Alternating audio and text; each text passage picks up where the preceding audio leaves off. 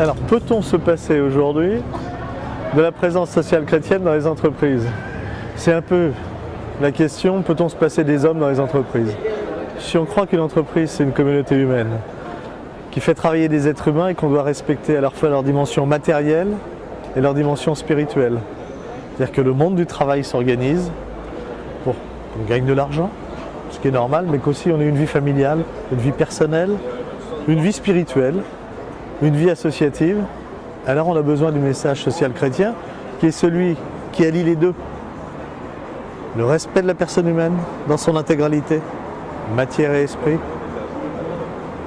Le refus systématique de la lutte des classes, c'est-à-dire de la haine des uns contre les autres, pour qu'on ait une communauté humaine qui soit au service des uns et des autres, et au service de notre pays aussi. C'est une dimension qu'on ne doit pas négliger.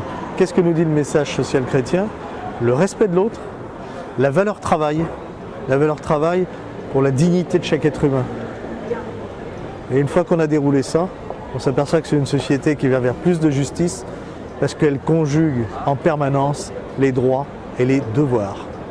Voilà à peu près le message que nous essayons de porter dans les entreprises, de faire en sorte que nos salariés, ceux que nous défendons, aient une perspective de carrière sans pour autant devoir sacrifier leur perspective de vie personnelle et puissent s'épanouir au travail, y trouver les moyens d'un épanouissement pour eux et pour leurs collègues également.